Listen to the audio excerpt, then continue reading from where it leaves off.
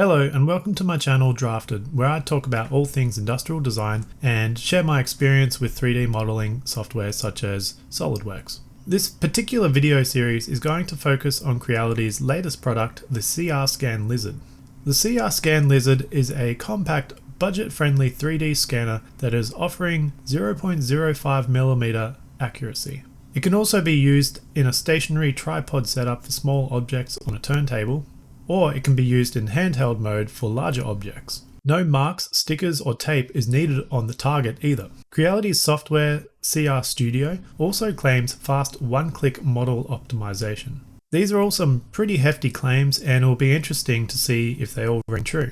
With many users now getting their orders after a long wait and let's say eventful Kickstarter campaign, everyone is now putting some time into their scanners and realizing that the instructions that come with it aren't really that clear or concise. Since my scanner has also arrived, I decided to do these videos to share my tips, tricks, and workflows. I'm excited to see what this community can do with the scanner, and I've already seen some great outcomes come out of the community. So let's move on, and don't forget to subscribe to the channel and like the video, as that helps push into the YouTube algorithm and helps me grow. Just a quick disclaimer before we continue this video series. I like to say I'm not an expert in 3D scanning, and it is a new field to me, so it is something I'm learning about as I go. But as an industrial design student, this is a field that I'm heavily leaning into because it really builds my skill sets for my degree and future career path. So as I learn and get better, I can also share that knowledge with you and others. But please don't attack me if I get something wrong or do something wrong with the scanner, because it is new to me. And I think if we all get together and collaborate and share our knowledge using this scanner, it's only going to be better for us all in the end. So if you disagree with something I've said, share it in the comments so I can work on improving this content going forward. In this video series, I plan to cover a range of topics using the scanner, and these should include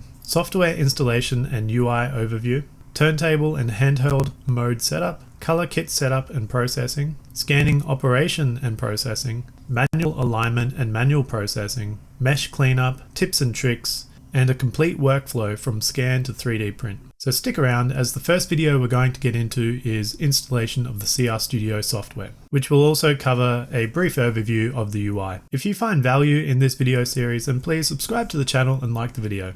Thanks for watching. Welcome to my video series on the Creality CR Scan Lizard. This video will cover installation of the CR Studio 2.0 software and also give a quick overview of the UI. A quick disclaimer that I'll only be covering installation for the Windows version of CR Studio 2.0, as that is what my system uses. But the installation process for Mac users should be similar enough that you can get an idea of the steps from this video. I have noticed that the updates to the Mac version have been coming out after the Windows versions, but it's only been a couple of weeks wait in between. So Creality are active on the development on both platforms. Also keep in mind this is new software, especially the newer 2.0 version, and there are problems with it. Expect crashes, poor translations, and general weirdness when using the software, and that in part is why I'm doing these videos. Since the explanation to a Western audience of how to use the CR Studio software is basically lacking in many areas, and users are pretty much having to figure out things for themselves. Even the user guide that comes with it is based on the previous 1.0 version of the software, and many of the UI elements have changed between these two versions. The good thing is I believe Creality is actively developing this software, and I'm sure we'll see things improve over time, especially if we give our feedback. So enough chat for now, let's get into the video so I can show you how to install the software, give you a brief overview of the UI elements, and also show you how to install the calibration file that you'll need to be able to use your scanner. The first thing we need to do is download the CR Studio 2.0 software. We can find this on the Creality Cloud website. On the Creality Cloud website, navigate over on the menu to Software and Firmware. Once the page loads, look for the second menu in the middle here, and you want to click on Software. And finally, once that page is loaded, on the next menu on the side here, click on CR Studio Scan. So on this page, you should see all the versions of CR Studio software, both for Windows and Mac versions. For a direct link to the download page, check in the description of this video. There is some confusion here because we have two versions. One says Lizard here, and then there's a 1.8 and then a 2.20, but they all have a release date of 15th of the 6th. Just go for the top one, which is CR Studio v2.2.0. For Windows, it is 0.0010, and for Mac, it's going to be 2.2.0.2.0007. So for Windows users, you want this one, and for Mac users, you want this one. There have been some users using previous versions or the light version of the software, but this video is purely on the version 2.0 of CR Studio, and in this specific video, it's going to be just for Windows machines. For Mac users, you could probably just follow along with these steps, as I'm sure it's going to be similar. So we are going to click on this latest Windows version to download it and just let it download. Once it's finished downloading, open the file, which will start the installation. So once you launch the installation file, you should get the splash screen, and you just need to go to Install Now, and then wait for the installation process to complete. During the installation, you may get a pop-up that asks you which device do you want to support. In our case, we are just using the CR Scan Lizard, so make sure that is checked and click OK. And then the installation should continue. If you have both scanners, you could pick both options, but I'm pretty sure in the options you can also change these settings and select different scanners anyway. So it's not too important, but just make sure you pick CR Scan Lizard in this case. So the installation should be complete now, and it's asking you to start, so you can just click on Start to start the software. And that's it. Now let's move on to loading the calibration file for the scanner, and I'll also give you a quick tour of the CR Studio 2.0 software UI. With the software now launched, the first thing you should see is the splash screen, which asks you what mode you want to start in, which can be either handheld mode, turntable mode, or you can even open an existing project. Since I've installed this software previously and already started projects, that's why you're seeing projects down the bottom. But if it's your first time installing the software, you'll likely not see anything down there. It doesn't matter what mode we select to begin with. So in this case, let's just go with table mode, as once you start the software, you can change between the different modes anyway. The first thing we can look at is the settings that we can control in the software. So if we go up to the top menu to File and then Settings, this is where all the application settings are located. The first tab is the generic options, which has some display options that we can change, like colors, and also a white and dark mode, which is the color interface. When you change this, you do have to apply and then restart the program for it to activate. On the right side, we have the first one is render, which is max number of rendered frames. I'm not entirely sure what this setting does. I'm assuming that the higher number is going to maybe provide more quality, but come at a more performance cost, and then a lower would be opposite. But play around with this setting and see what effects it has for yourself. The next one is preview before scanning in handheld mode, and the countdown length can be adjusted in seconds. By default, this is 10 seconds, I believe, because I haven't changed it from here. What this does is when you're in handheld mode, you hit scan, there's like a preview window, so you can at least look at the target and just make sure everything lines up, and it will count down before it actually starts scanning. So this is where you change that length of time. If you need a little bit more time, you can bump this up, or if you think it's too long, you can adjust it lower. So that's where it will be, but it only applies to the handheld mode. I find 10 seconds to be a good number for me. The work directory is where your projects will save, so set it to a location that has plenty of space. And the final option is guidance tips. And again, this is one of those options that if you enable, you have to restart the software. To show you what guidance tips are, if we just close out of this, we can just cancel or close. When you hover over something, you should see a little explanation pop up. So here we're saying face, here it's saying points. So it doesn't apply to everything, but that's what the guidance is for. And we will just go back quickly into the settings and continue. So if you do make any changes, make sure you hit apply. And if it asks to restart the application, do that and then come back. Moving into the next tab, which is the scanner options. And this is just to pick between the original CR Scan 01 and the CR Scan Lizard. So you may have both scanners, or I'm assuming you just have the CR Scan Lizard. So this is where you can just make sure it's selecting the correct scanner for the software. If it's not on the correct scanner for you, just click on the correct one and then apply. The next tab is the language tab. This is probably self-explanatory. It's just changing between languages that the software is displaying in. And the last tab to look into might be interesting, which is shortcut keys. So here we can apply different keys on the keyboard or mouse for quick access to tools. I haven't played with this much yet, but it's something that I might look into more. For the moment, I haven't found much need for shortcut keys. So apart from making sure the CR Scan Lizard is your selected scanner, because I'm assuming you're watching this video because you have one, let's close the window by either cancelling or going to the cross button at the top, and we're back at the main screen. Let's now take a walk through the UI. I encourage you to also go into any areas and explore with more detail to see what you might find on your own. And if you find anything interesting, put it down in the comments of this video. It's always great to see what other people discover. So up in the top is your basic menu: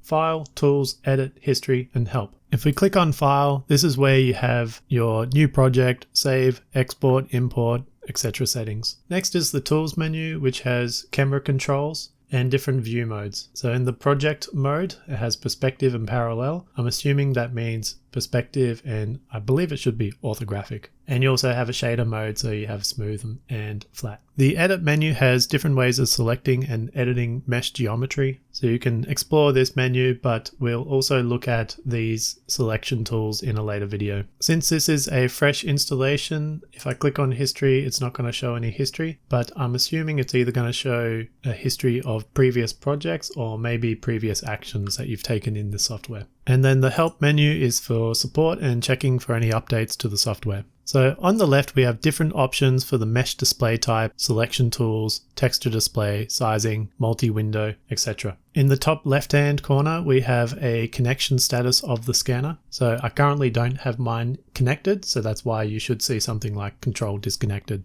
If you have it connected, then you may see a different display here. In the very bottom left, you can see some statistics. We also have our buttons for starting the scan. And then on the right bottom, we have a 3D gizmo to show your model orientation. At the top, we have a menu for changing between different modes. So hand scan, table scan, and edit mode. So when you start the software and it asks you for which mode you want to begin in, and we selected table scan, it doesn't really matter because you can always change this once you're in the software. And the final thing is the panel on the right. So this is where we have options for actually controlling the scanning. It's broken in a few different tabs along the top for adjust, align, and process. So the first thing we'll look at is the adjust panel. And in here you have a different mode to select from when you're scanning, so geometry or texture, which we will look into when we actually start scanning. The brightness control is for how much light the scanner is putting out. So a higher number is going to send out more light to scan with. But we will explore this option and the effects it has in a later video when we begin scanning. And then use external texture mapping is when you have a color kit and you're taking photos along with your scanning to actually apply textures to your mesh.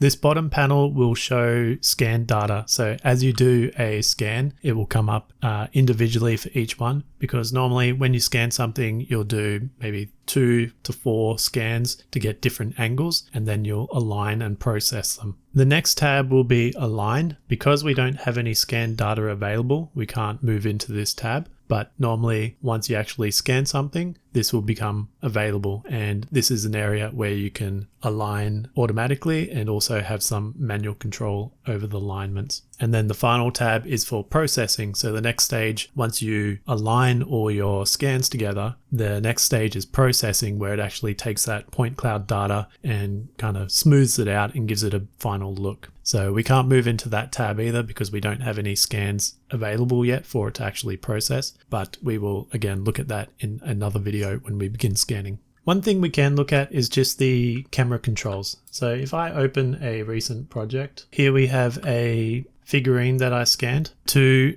zoom in and out, you just use the middle mouse button and scroll back and forward. So that's your zoom control. To rotate the model, you just hold down the left click and then drag, and you can rotate around.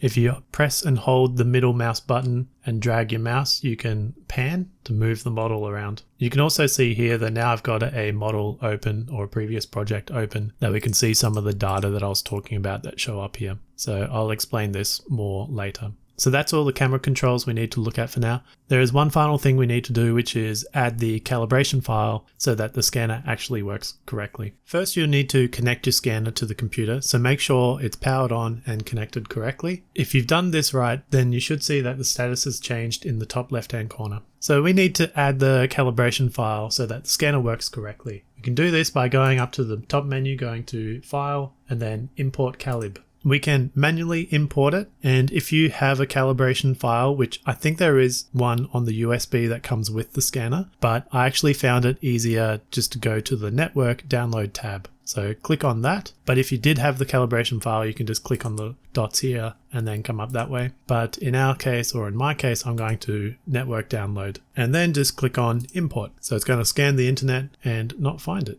Okay, so we can see the first time we had an issue with downloading the calibration file over the network, and I've seen other people mention the same thing. I found that is probably because I had the software open and then connected the scanner. After I had that error, what I actually did was cancelled out of it, restarted the software, and then came back and went to network download and import, and it says this time that it's downloaded successfully. So I recommend, if you do get that error that we saw just before when you're trying to download over the network, close the software, make sure the scanner is fully connected and powered on, then start the software and go to network download and try to import it that time, and it should actually come up successfully. So once that is successful, we can close, and as long as you haven't had any other problems with loading the calibration file, then we should be good to begin scanning. In the next videos, we'll start to look at setting up the scanner in the different modes like handheld and table scan mode, and we will also look at how to actually scan and process the data.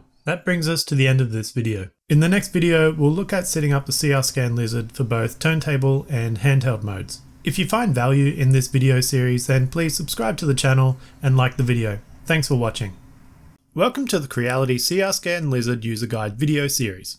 In this video, I will cover how to set up your workspace for scanning in the different modes. The CR Scan Lizard can be used on a turntable, in handheld mode, and also with the Color Kit add-on, which scans textures to your model using a phone or DSLR camera. We are very close to actually scanning an object, but setup is an important step because you want the best quality possible. So follow these setup steps and you should get great results. Check the timestamps in the video description to quickly jump to sections that interest you. And stick around to the end of the video where I show you a 3D printed tool created by a community member which will greatly help your handheld scans. We have also launched a community Discord server, so jump into there and chat amongst other users and share your work. If you're enjoying the content so far, then consider buying me a coffee through my support page. Otherwise, just subscribe to the channel and like the video to help my channel grow.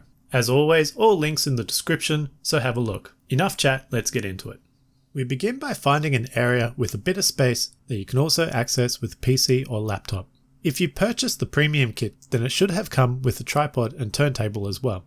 Turntable mode is suitable for 3D scanning smaller objects. The process is to normally do 3 or more scans to get all angles of the target object, and then use CR Studio software to align and process that data. You want to make sure that the area you choose is free of background objects that might interfere with the scanning process. Attach the scanner to the tripod and extend its height fully.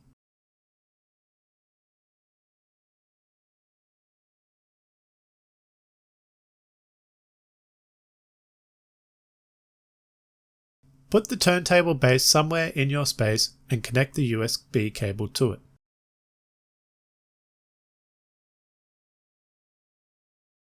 Then put the base plate on top. With the USB cable connected, the turntable should slowly turn around and therefore rotate any object you have on it, allowing the scanner to get all angles of the target object. Connect the main cable to the scanner.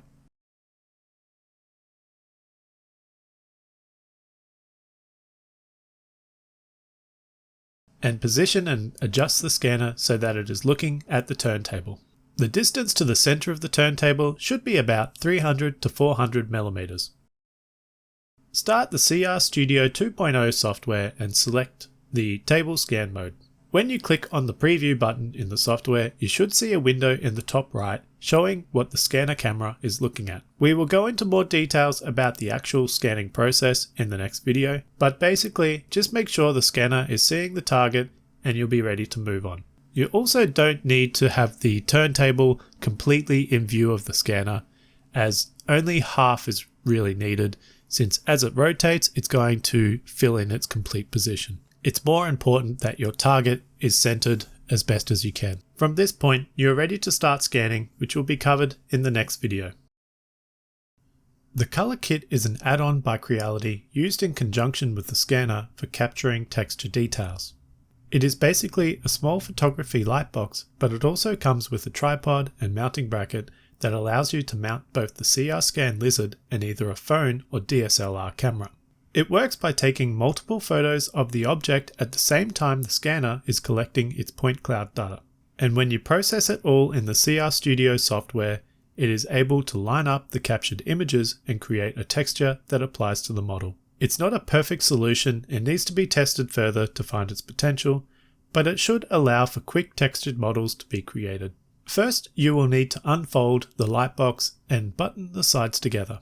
Make sure the LED strip is positioned at the top. There is also a hole at the top which can be removed to allow photos from above. This would only be used when using the lightbox as a traditional photography lightbox and not needed when doing 3D scans.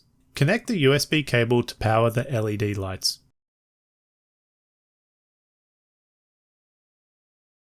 Place the turntable inside the lightbox, pretty much right in the center will do. Take the tripod and attach the mounting bracket that comes with the Color Kit.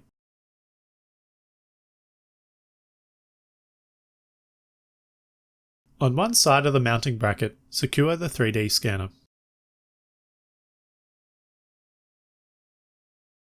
On the other side, you can secure either a phone using the provided phone mount or a DSLR camera.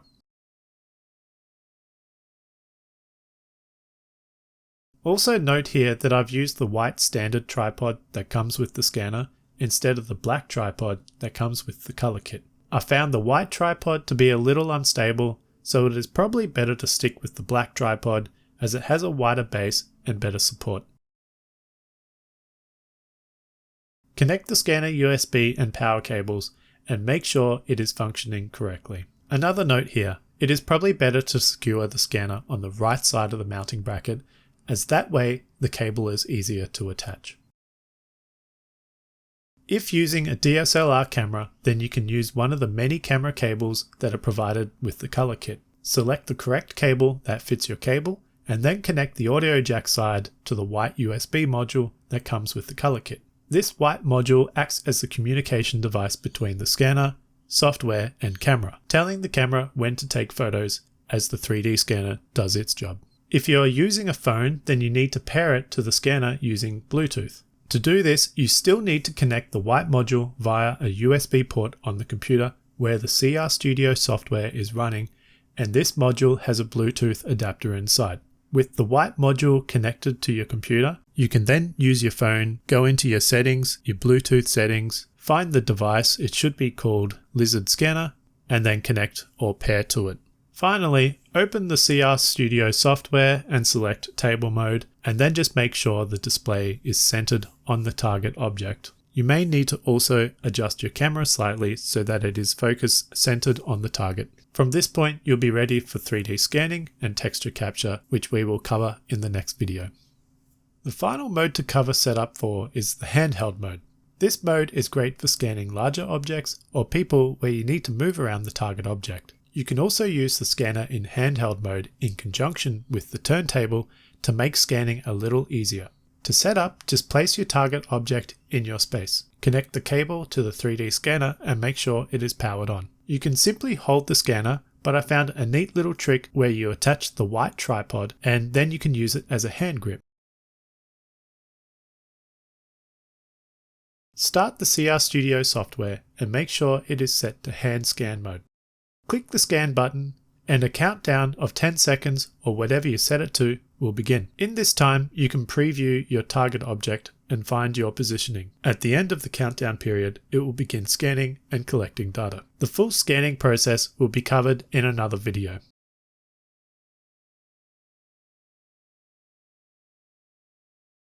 As I said earlier, you can also use the turntable in conjunction with the handheld mode if the target object is not too large. This can really help get a good scan, as you can get into all the angles while not having to move around the target yourself. As you can see, handheld mode is fairly easy to set up, so once you have everything connected and your target in position, you're pretty much ready to get into the scanning process.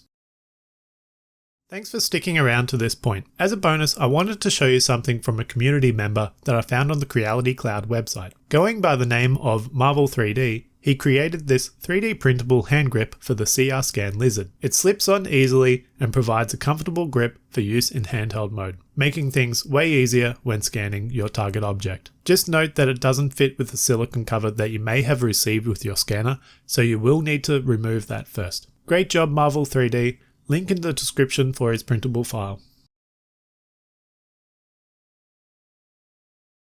That brings us to the end of this video. In the next videos, we'll begin to explore the 3D scanning process, which I know many of you have been waiting for. If you find value in this video series, then please consider subscribing to the channel and liking the video. And of course, check the description of this video for all relevant links. Thanks for watching.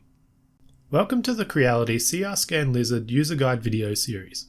In this video, I will cover how to 3D scan a target object in the table scan mode. Check the timestamps in the description of this video to quickly jump to sections that may interest you. If you're enjoying the content so far, then consider supporting me through my support pages. Otherwise, just subscribe and like the video to help my channel grow. As always, all links in the description of this video, so go down below and check them out. Before we begin, you should be set up correctly for table scan mode. If you haven't already watched the previous video specifically on this topic, then I recommend watching that first and then coming back to watch this one. If you have watched it and you're all set up to start scanning in the table scan mode, then start the CR Studio software. And a quick note that I'm currently on the latest version of the software, which at time of recording is 2.3.7.0018. Anyway, enough chat, let's get into it. Click on the preview button and you should see a preview window appear in the top right, which I like to call the viewfinder window. Place your target object on the turntable and make any adjustments to the scanner. You want the scanner to be aimed roughly to the middle of the target object, and it should be seeing some of the turntable bed as well. It doesn't need to see the whole thing though. Once happy with the positioning, click on the large pink button that is counting the time. Now remove the target object so that the turntable is clear and click on Initial. You should see a pink mesh appear, which is the turntable bed being scanned. It only needs to view this for a couple of seconds, so click on the pink counter button again to stop the initialization. Put the target object back on the turntable and click on the scan button to begin the first scan. It should slowly turn around and be scanning the target object, creating a mesh of it. Don't worry about how rough it looks. This step is messy and doesn't represent the final outcome. I like to call these scan layers, as we need to do this step a few more times to build up the layers and get the best results.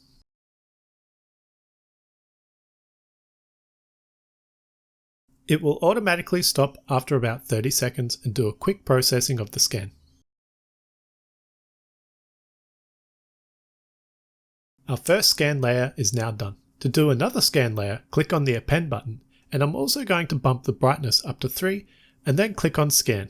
For the brightness, I like to start at 2 or 3. In the top right, you can see the viewfinder window and notice all the red spots. The red is indicating reflections, and you're looking for a balance of seeing a target object and not having too much red. So my process is to normally do 2 scans per position and changing the brightness between those 2 layers. Then I'll move my target object and do 2 scans, and then probably move the target object one more time and do 2 more scans. The idea is to get all angles of the target object, which will require putting the object in different positions so that you see areas that are not seen from another position. Again, the scan automatically finishes and a short processing follows. Once complete, click on Append, and before scanning, you want to reposition the target, so here I'm laying it on its side, and then I'll click Scan. I'm going to fast forward through these scans to speed the video up a bit. That's another scan layer done, and again I want 2 layers in this position, so I click Append, and I'm also going to try bumping the brightness up to level 4, and then clicking on Scan to begin. Right away we can see there's a problem with this brightness as it's too much. The areas where there is a lot of red is barely scanning, and it's losing sync at times and just messing up the scan. This layer is going to be no good, and instead of waiting for things to finish, we can click on the timer button to immediately stop the scan. let the software process, and then on the right hand side panel, we can select our layer and click on the trash icon to delete it. I'm going to step the brightness back down to 2 and scan again. That looks much better. Again, let's fast forward through this bit. Okay, one more reposition, so I'm going to flip the target object on its back. Click Append and leave the brightness at 2 and then click Scan. Once again, going to speed up through these steps, but all I'm doing is scanning the layer and then adjusting the brightness to 3 and doing another scan. I think that is enough scans for this object. To recap, I've done 2 scan layers in each position, with a brightness of 2 for one layer and 3 for the second layer. The positions were standing upright, laying on its backside, and then laying on its front side. In total, we have 6 scan layers, which we can see on the right hand panel named table scan 1, 2, 3, etc. It's always a good idea to save your project, which can be done by going to File, Save Project, and giving the project a name. From here, our next task is to align and process our mesh data. Before we begin, let's just go over a quick movement recap. To zoom in and out, just use the middle scroll button. To pan around, you hold down the middle mouse button and drag around. And then to rotate the camera view, just hold down the left mouse button and drag around. So that's how you move around in the model space. On the right hand side here, we have all our scans, which I like to call layers. You can turn these on and off by just clicking on the little eye icon on the side. To begin, we want to do an auto alignment. So we're just going to make sure all these layers are back on, making sure it's selected to auto, and then click the align button. This may take a little while depending on how many layers you have, so just give it a little bit of time to align each of the layers. Once that is finished, just click to rotate around the model and check that all the layers have aligned correctly. In most cases, the automatic alignment does a pretty good job. You can turn on and off some of the layers just to double check that they are all aligned. They don't have to be pinpoint accurate, close enough because the processing stage will take care of the rest of that. But in some situations, you may find 1 or 2 or maybe more layers aren't completely aligned correctly. So how do you do that? How do you manually align? For this example, I'm going to turn off all the layers, and then I'm just going to turn on one layer.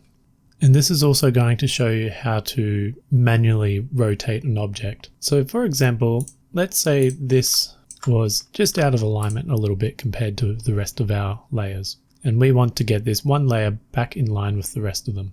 The first thing we want to do is pick a layer that's going to be our base layer that everything comes to. To make things simple, I'm just going to choose table scan 1 in this case. And the layer we want to move is table scan 2. As we can see, it's just out of alignment here. The first thing I might want to do is move that off to the side to make things a little easier to see. To make sure we don't move any other layers, I'm just going to make sure everything else is hidden and just our table scan 2 is highlighted. To move this layer, you need to go over to the side where it has Enable Transform Operator and click on that. This will allow you to individually rotate and move layers. So this is now enabled. Our layer is selected. To move it out of the way, you hold down Alt in Windows and the middle mouse button and then drag it to the side. And if I turn back on table scan 1, you can see it's now moved out of the way. The reason why I turn all the other layers off is because whenever you use this button, it's going to move or rotate whatever you click. So if you have layers overlapping each other, it's very easy to move the incorrect layer, and there's no undo feature in this software, so you have to go back to a previous save to get things back to where you want to. So it's easier just to turn off everything that you're not going to be touching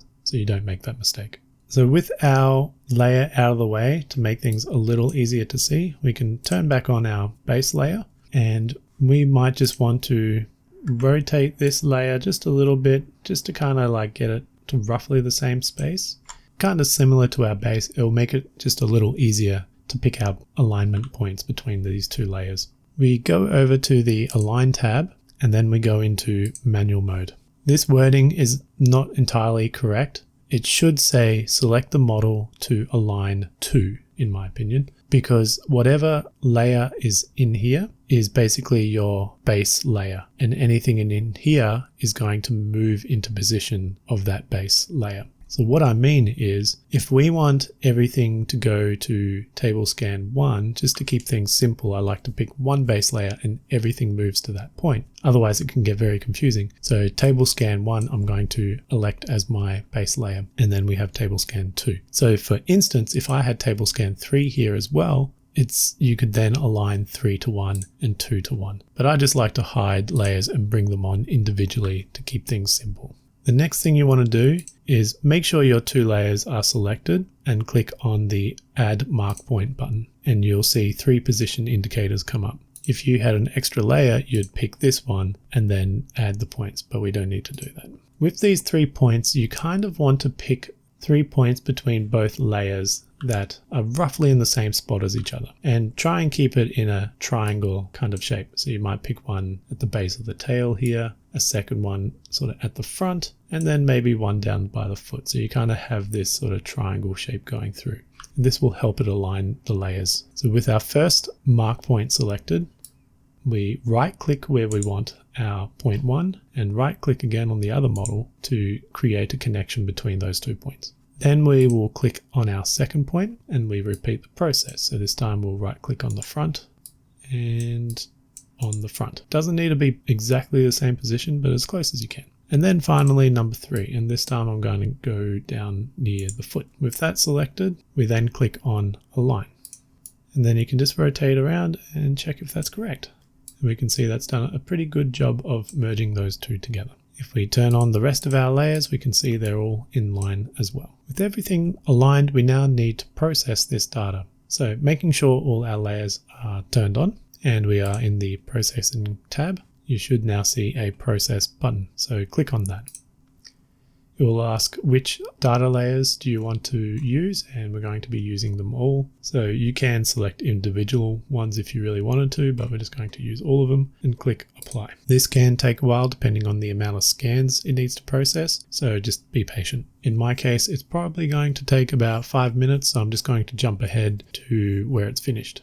Once the processing has finished, it will ask if you want to export the data now. We don't want to export it right away, so we can just go to cancel, and that way we can check how our results turned out first. So as we can see, the results aren't that great in this situation, and that could be down to a few things. The first is, I think this object is a little too big for table scanning mode. Table scanning mode is more suitable for objects a little smaller that fit within the frame. You might also be able to add a few more scans to create some more detail in these areas, and that might help clean up the model as well. In its current state, this mesh could be usable, but it would require some post work. If you did have a workable mesh and you're happy with it, to export it, you can go up to File and then Export, and then just export it either as an STL or an OBJ file in an area that you will find.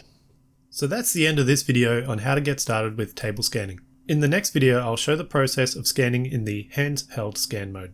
I think hand scanning would be better suited to the target object used in this video due to its size, and it'll probably give a cleaner result. But the information in this video should be enough to get you started, and it's up to you to practice and get a feel for how the scanner works. 3D scanning is a skill that takes practice. The more you use it, the better you'll become at picking up its nuances, but it takes time and practice. As always, don't forget to show your support to the channel by liking the video and subscribing. Thanks for watching. Welcome to the Creality CR Scan Lizard user guide video series. It's been a while since I did the last video, and there's been some changes to the software since then, so I thought it was worthwhile doing this video before proceeding on with the next ones. So in this video, I'm going to show how to update the software and also what changes have been made to the software since the last video. Check the timestamps in the description of this video to jump to sections that may interest you. If you're enjoying the content, then consider supporting me by buying me a coffee. The link can be found in the description of the video. Otherwise, just like and subscribe to the channel to help the channel grow. As always, all information in the description of the video, but for now, enough chat, let's get into it. As said in the intro, since the last video there have been some updates to the CR Studio software. And to avoid confusion, I thought it would be best to do a short video covering these changes before moving forward to the next videos.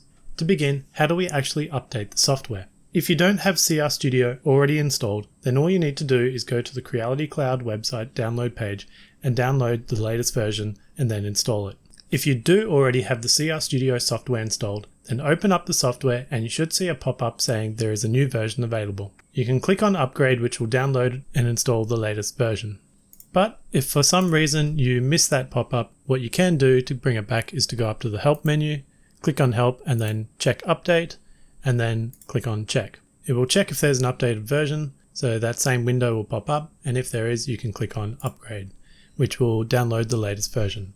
Wait for that to complete downloading, and then we can move on to the install process. Once the download is complete, click on Replace, which will close the program, and then click on Complete, which will restart the software. To check if we have the latest version, we can go back up to the Help menu, click on Check Update, and click on Check. It will scan to see if there's a later version, and because we're on the latest, it will say this is the latest version. At the time of recording, the current version is 2.5.4 for Windows, and this was released on the 11th of October 2022. Click OK to that. And also in this window, you can see our latest version is here. It shows you a list of some of the changes that were done in this version, and also a few of the changes in the previous version. So you can click on the cross to close that window. With the update complete, let's cover a couple of the features in the new version. First off, they finally added an undo function. For example, if I hold down Control and make a selection with the left mouse button over the mesh, click on Delete to delete part of the mesh, I can then push Control Z to undo that action and bring back the deleted part. There is a bit of a history as well, so I could do that and delete a couple of parts, do undo once, do undo again, bring those two parts back. This doesn't cover every function though. So if I delete one of these scan layers and try and undo that, nothing happens. It seems confined to actions taking place on the mesh data itself, like deleting and moving and rotating, etc. And it does seem a little buggy too. For example, if we enable the move transform and then move this layer by holding Alt and rotating it, and then Alt and middle mouse move out of the way, you would assume that if I undo, it should go back and then rotate back with 2 steps.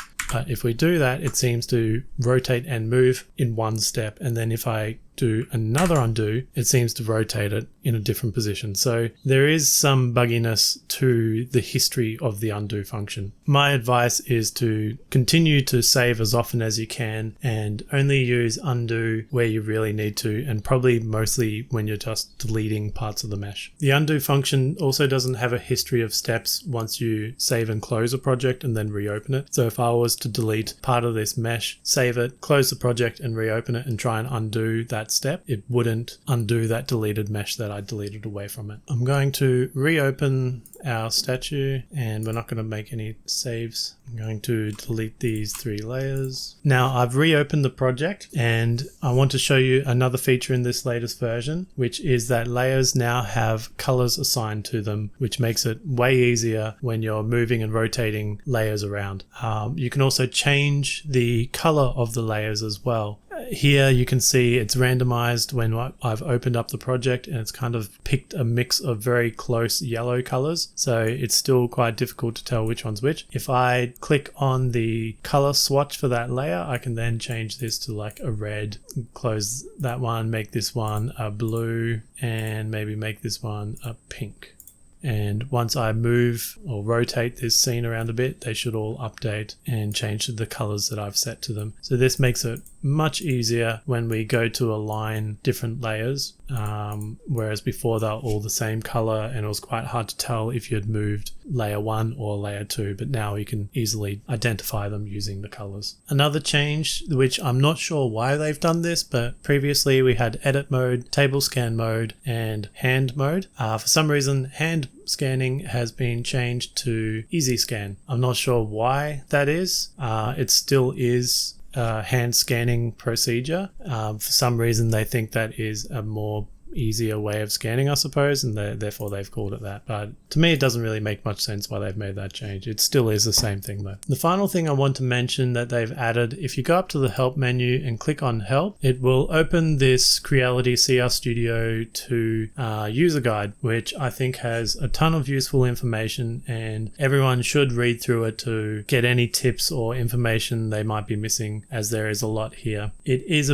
in a bit of broken English, but there are a lot of images used throughout the guide to really get the message across. If you look at the table of contents, there is quite a lot of interesting topics. So things such as downloading the software, which we've just covered in this video, launching the software, importing the calibration file, using it in turntable and handheld mode. As we can see here, it's still called handheld mode when it's now actually easy mode. Some advanced tutorials, editing the model, and the shortcut keys. So well worth going through these, especially the advanced tutorials and the model editing section. Go through some good information such as alignment and a few other things like selecting parts of the mesh to delete it. And I think that is everything that we should cover in this latest version of the software. And from here on out, we can move into the next videos just using the new software or the latest version of the software with these changes in place. So that's the end of this video on how to update the CR Studio software and the latest changes that have been made to it.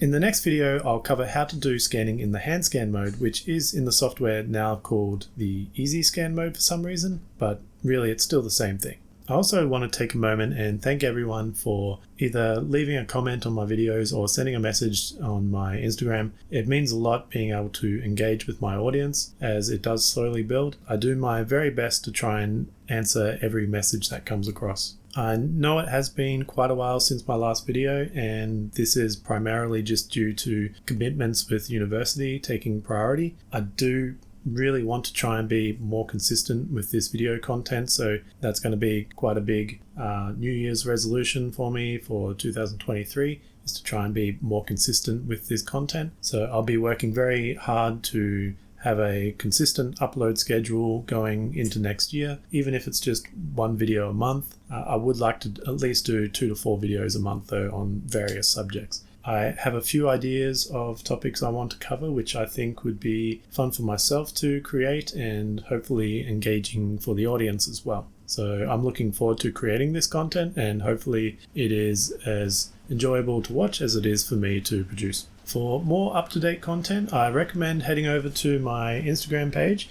I tend to post there quite frequently on all the little projects that I'm working on, and at the moment that has been this pretty cool hydroponics setup that I built.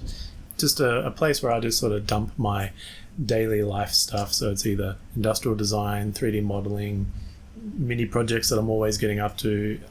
You're welcome to come through, follow me on Instagram, and just see the stuff I get up to. As always, don't forget to show your support by liking the video and subscribing to the channel, and if possible, even supporting me by buying me a coffee on my support page. Until the next video, thanks for watching. Welcome to the Creality CR Scan Lizard user guide video series. In this video, I'll cover how to do 3D scanning in the hand scan mode, which is now referred to as Easy Scan in the latest version of the CR Studio software. Check the timestamps in the description of this video to jump to sections that might interest you. If you're enjoying the content so far, then consider supporting me by buying me a coffee through my support page, link found in the description. Otherwise, just subscribe and like the video to help my channel grow. As always, all links and information found in the description of the video, so check that out for details. Before we begin, you should be set up correctly for hand scanning mode. If you haven't already watched the previous videos specifically on this topic, then I suggest going back and watching that first and then coming back to view this video. Another quick note that the software version I'm using currently for Windows is version 2.5.4. So enough chat, let's get into it. Connect the scanner up to the computer so that it is powered on and ready to go. Then open the CR Studio software. Also make sure that the ambient light in your room is not too bright. Close any blinds to stop harsh outside light and turn off any overhead lights if they are too bright. You can do handheld scanning or easy scanning in 2 ways. The first is by simply holding the scanner and moving around the target object. The second is by hand scanning in conjunction with using the rotating turntable. This second method can be good when working with a small object in a tighter space, where you can't move around the target object so easily. Instead, you can just move the scanner up and down while the table rotates the object for you. Deciding which way is better will depend on the situation you're in and your own experience with using the scanner. For the majority of this demonstration, I'll focus on using it without the turntable, and then at the end of the video, I'll cover using the turntable as well. Place your target object on a clear workspace, and as a tip, you can use the tripod as a handle. With the CR Studio software open, go to the Easy Scan tab, and once ready, click on the Scan button. I like to start with a brightness of either 2 or 3 and a smoothness of 5, but you can adjust these details as you need. So when you're ready, click on Scan. Slowly move around the target object, capturing as much detail as you can from that angle. It's not about capturing every detail you can, just enough detail from that angle, as when we go into the processing we'll converge all the layers together to create our complete model. Once you're finished with the scan, click on the stop button. Rotate the object around so we can get it from a different angle, and then click on the append button. Wait for the camera to start, and once it's ready, again click on scan. Once again, just slowly moving around the target object, trying to capture all the detail you can. And then once you think you have it all, just click on stop. Don't forget to save your name, so push Ctrl S to save, and then give it a name. I'll fast forward through the rest of the scanning process for this object, but I recommend you get at least 3 to 6 scans of an object, rotating it around, flipping it upside down, to the side, etc. to get all the surface areas that you can cover. You can also adjust the brightness lower to get in closer and try and capture more details, and then adjust it higher to move back a bit and cover more area. If you make changes to these settings and the scan doesn't come out the way you want to, then simply trash the scan layer and do another one. Also, don't worry about how rough it looks at this stage. This step is messy and doesn't represent the final outcome.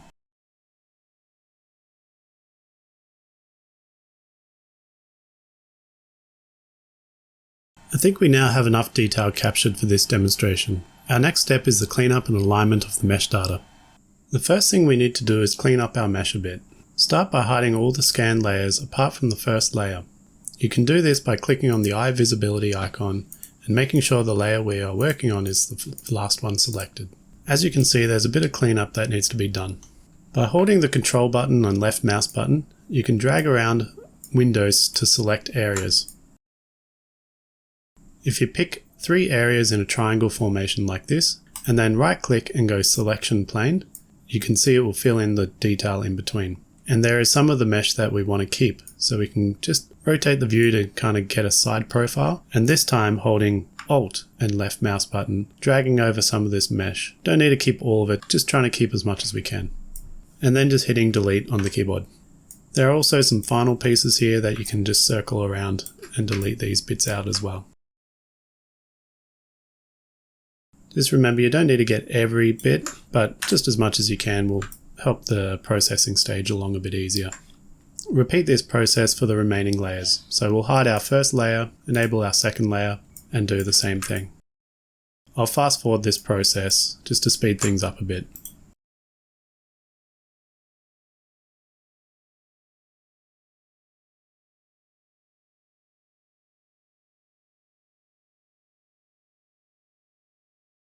Once finished with the cleanup, save your work and bring all the layers back into visibility.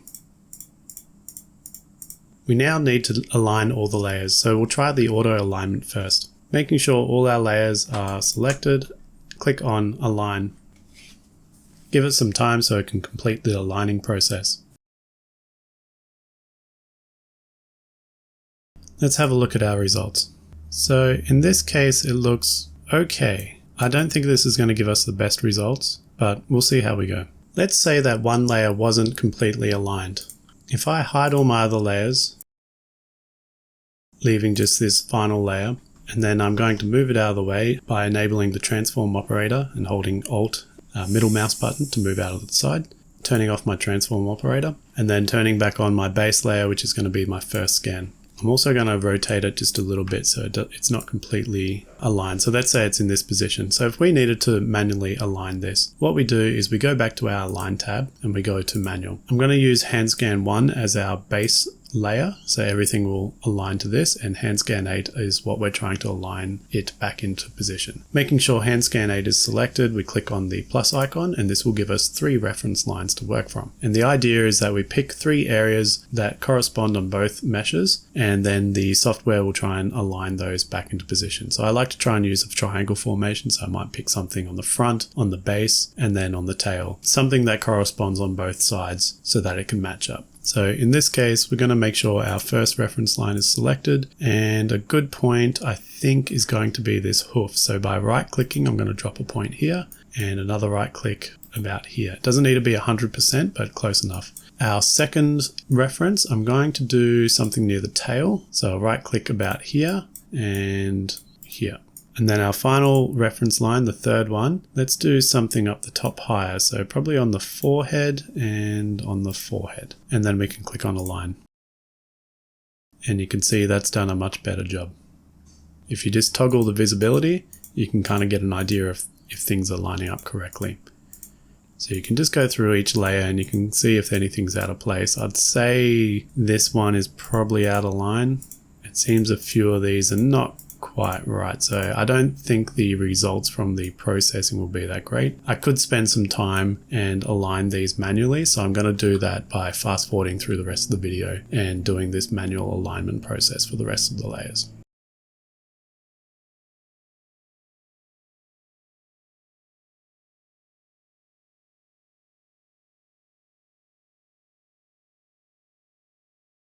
With everything aligned, you can click on the process button and wait for it to complete. Click cancel for no or apply for yes. And so it looked like the scan actually came out pretty good, even though I had concerns it wasn't going to be so great. Except for we do have this one part that's sticking out. So I'll show you how to clean that up while we're here as well.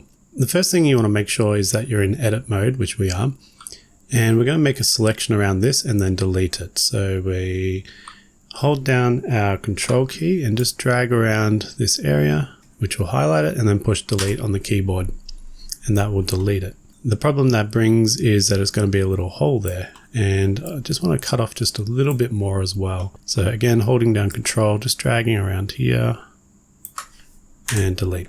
And so we can see we have a bit of a hole here now. You could export it and fix it up in something like Mesh Mixer, but you can also do it in the CR Studio. So if you go up to edit and then fill holes, allow it to process, and it should fill in any holes like that. So that is one way you can clean up. In another case, if you had any sort of floaty bits around out here, what you can do is the same thing, go to edit and then remove isolated items, and it will delete anything that's sort of like out here that shouldn't be there. And so that brings us to the end of our processing stage. You could now export this by going to File and then Export, and exporting it as an OBJ or an STL. The second way of using hand scanning is in conjunction with the turntable. With this method, you can capture more surface area while also only having to move up and down with minor left and right movements. I tend to prefer this method for smaller objects, as I find I get better detail and easier processing. So the process is essentially the same as before, apart from first placing and powering on the turntable, then following the previous steps for scanning, cleanup, alignment, and processing. So that brings us to the end of this video on how to scan using the easy scan mode or hand scanning mode. It takes a bit of practice, but this is probably my preferred method of 3D scanning with the CR Scan Lizard. I find in most cases it just gives me that little bit of extra detail that I need, and it's also easier to work around the object compared to putting it on a table. In the next video, I'll show you how to use the color kit, which will allow you to capture both the model and its material and textures. If you found value in this video, then please consider supporting me by buying me a coffee through my support page. Otherwise, just subscribe and like the video to help my channel grow. As always, thanks for watching. Welcome to the Creality CR Scan Lizard User Guide video series. In this final video of the series, I'm going to show you how to 3D scan and capture this orange using the Creality color kit. Now, I'm no expert with the texture mapping, but I have been using it a bit, and so hopefully with this video I can explain the process. It's also worth mentioning that even with a powerful system like I have, the texture mapping process takes forever. The only success I've had with this is to do 2 scan layers, and even that, when it does work, can take up to 30 minutes to process. Anything more than 2 scan layers was pushing over an hour, to the point where the software would either just crash or hang, or it would get to 5% and never pass that point in the progress, and I'll just give up in frustration. I think there needs to be some improvement done with this particular mode, and honestly, it's a bit of fun when it works, but for the frustration and the time investment you need to put into it for average results when they do work, it's not really worth the time. But if you want to go ahead and give it a try, watch this video to see the process, and you can check the timestamps in the description of this video to jump to sections that may interest you. If you're enjoying the content and find value in it, then consider supporting my channel by going to the link in the description and buying me a coffee. Otherwise, you can just subscribe and like the video to help my channel grow. All links in the description of the video, so take a look there for additional details. And a quick note that I'm using the latest version of the program for Windows, which is 2.5.4. So enough chat, let's get into it and capture and scan this orange. To quickly go over the initial setup, first unfold the studio lighting box that is provided in the color kit and place the turntable inside. Don't be afraid of breaking it, it's very sturdy material, just pull it open and then button the sides.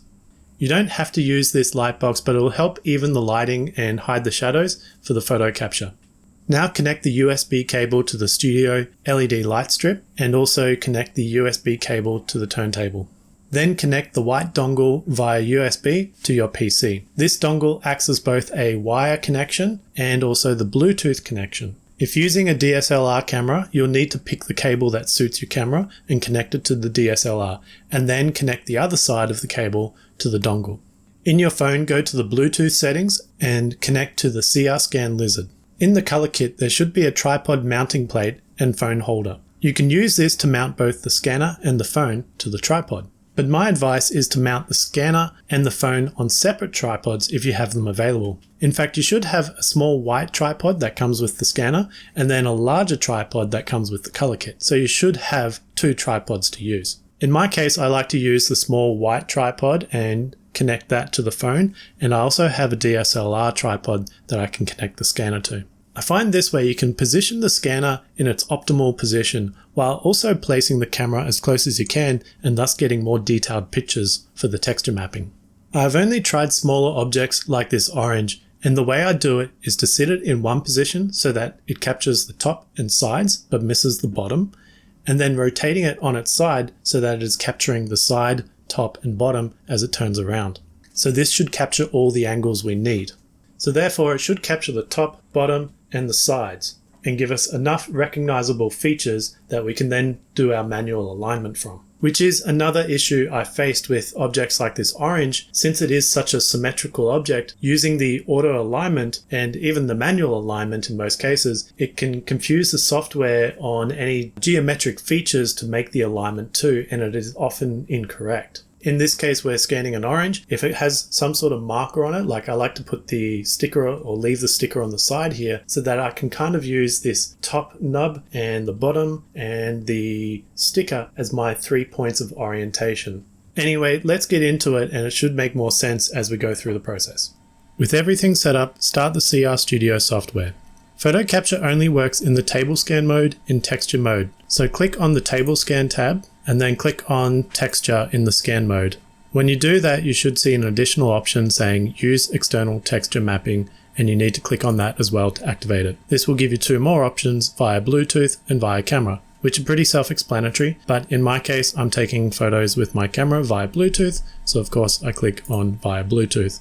If you have connected to Bluetooth correctly, you should see no errors. If there are any errors, they'll be up in the top left-hand side here. Click on the preview button and position the scanner to its ideal location, which should be indicated on the left-hand side here.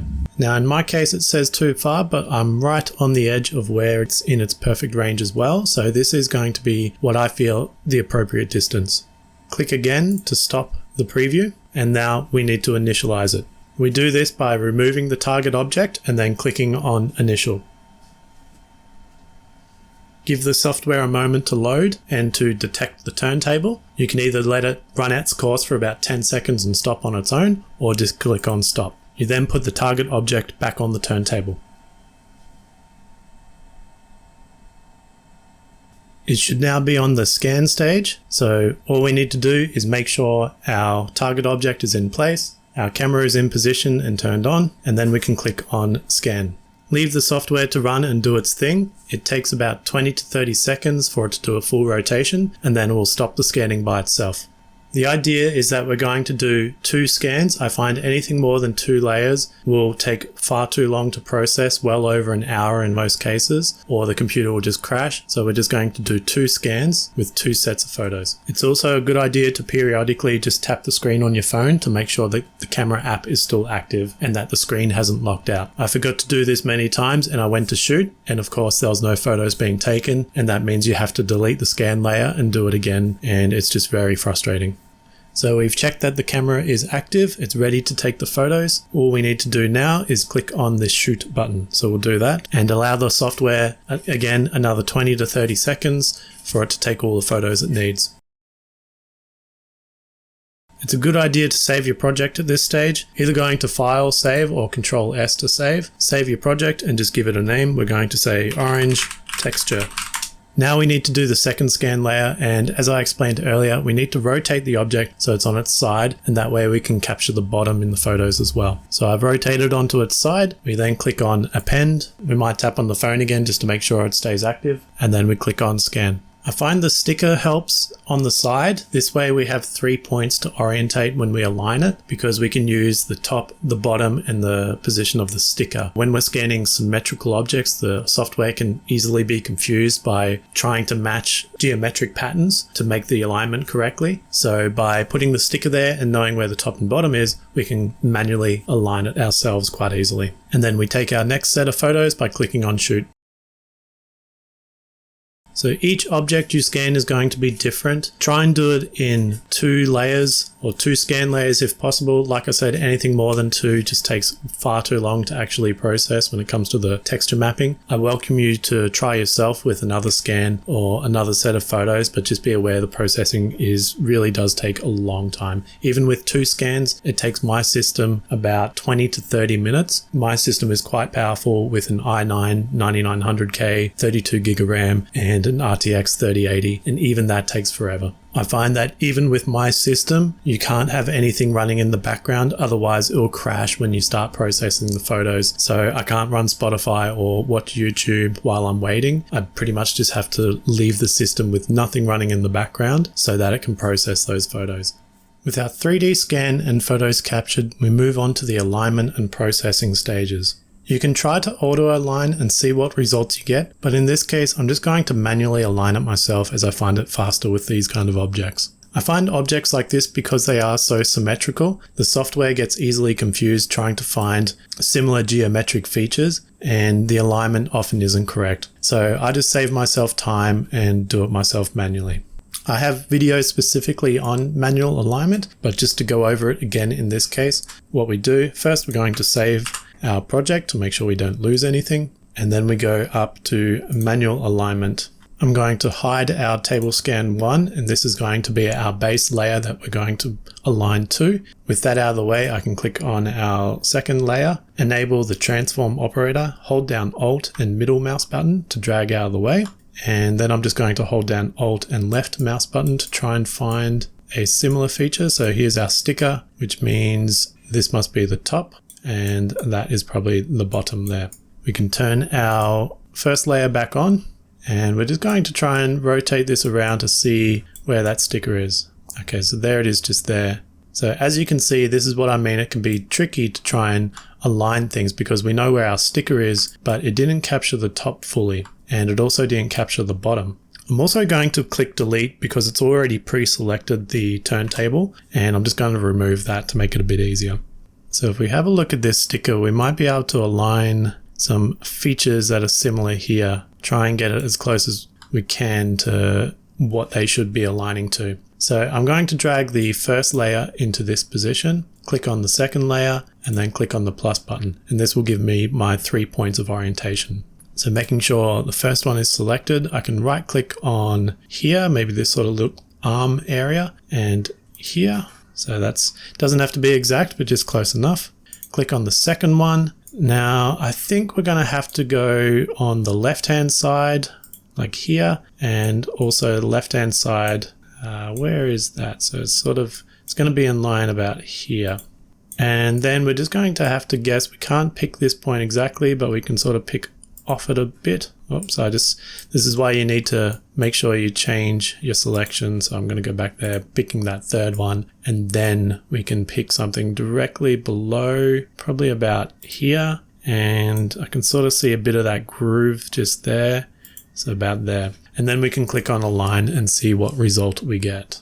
So that looks pretty good. There is a bit of mesh data missing here, but we'll see how it goes in the processing. We can turn the layer on and off, and we can see it still looks quite a bit out, but for purposes of demonstration, I'm just going to have to process this and see what happens. So you click on process and allow it to process our 2 layers. When you do the processing, make sure that texture mapping isn't selected at this stage.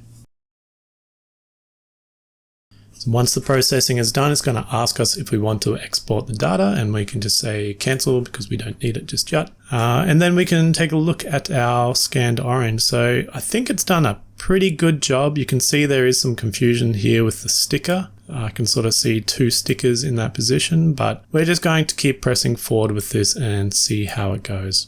So again, save your work, and we can now move on to the next stage, which is actually applying our texture map.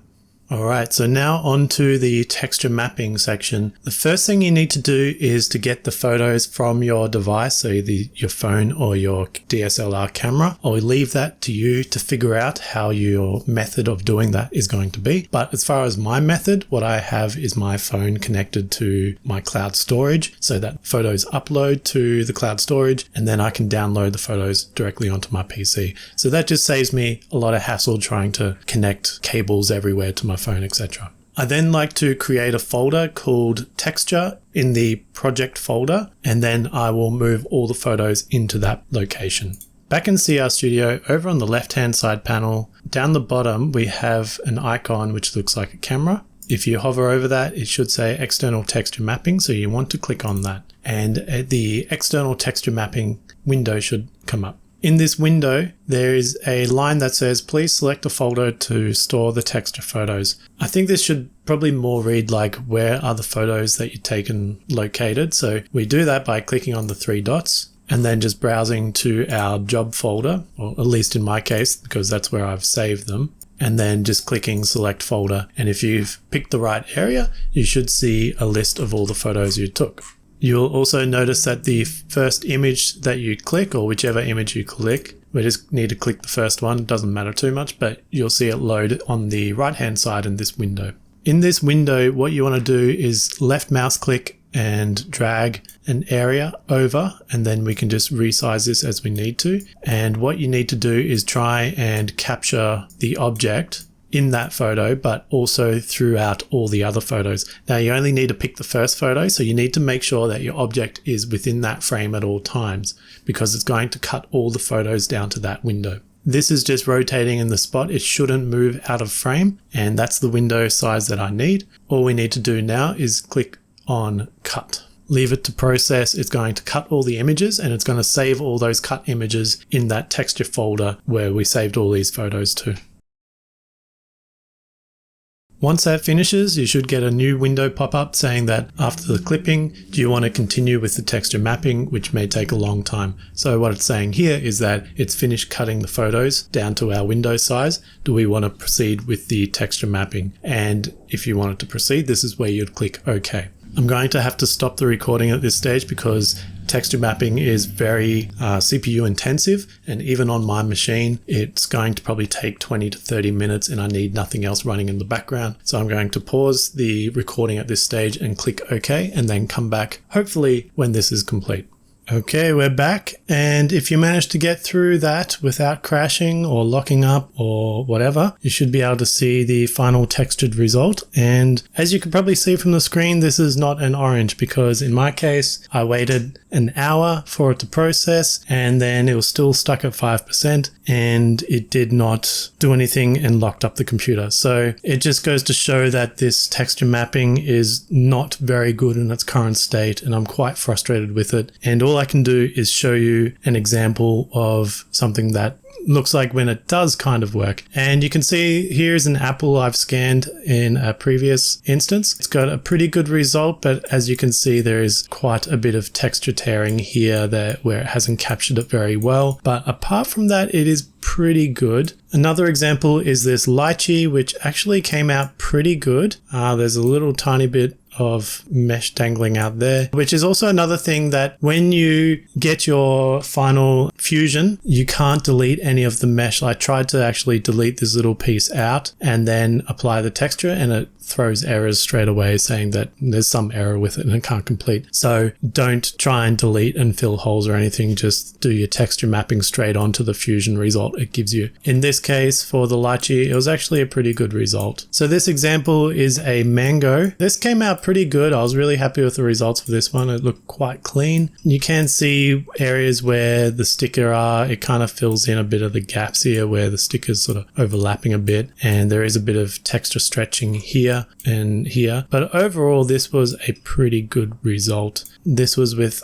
2 scans, a fusion, and then the textures applied. I think in this case, it took about 30 minutes to process. And then one final example. Here we have a banana, and I didn't go through with the texture mapping because of an issue inherent in the way that this process works. Because when you're doing table scan and you have to set it to texture mode, it's capturing things in black and white. It looks at very white points or highlights as like elevation and very dark points as depressions. So this banana that I scanned was actually a bit of an older overripe banana, and it had a lot of kind of, the little brown spots that you get on banana when they get too old. And so the texturing, the texture mapping thought these are all kind of dimples in the surface, whereas they were just, blemishes. And so I didn't go through with the texture mapping on this object because it was just going to look bad regardless. My advice from here is, if you really want to try texture capture, get in and play around with it. Do 2 scans at the most and just see how it goes. I honestly think in its current state that texture mapping is really not worth the time investment. You're probably going to get better results texture painting by hand in something like Blender or Substance Painter, especially if you have some sort of 3D artist background where you know how to do that already. You could probably just export your model, your fused model, and just texture paint it yourself straight away rather than trying to capture the texture through the photos of this software. It just isn't that great. When it does work, it can look really good, but there are always some sort of little texture stretching here or there. So you're never going to get a perfect result for the time you need to put in to try and even get a good result. And I really hope that the software creators can work on improving this area, because if it did work and it processed quickly, it would be a great, addition to these type of scanners, the CR Scan Lizard. It would really give it that little extra feature to put it ahead in the market. So that brings us to the end of the video on how to do texture mapping with the CR Scan Lizard. It also brings us to the end of the CR Scan Lizard user guide video series. It's been an amazing experience creating this video series, and I've learned so much about 3D scanning. I hope that's come through and that you've learned something about it too. I will continue to create more videos around the CR Scan Lizard that might be new improvements or big changes to the software, or maybe new workflows, anything like that. I'll create content on. I also plan to create quick tip videos. These are going to be small bite-sized content where you can just focus on one particular topic. But most of all, it's just been amazing to see the support for this channel since creating the video series, and I can't thank you enough for that. Well, that's the end of the video series, so I hope you found value in it. If you have, please consider supporting me by going to the link in the description of this video and buying me a coffee through my support page. Otherwise, just subscribe to the channel and like the video. Thanks for watching.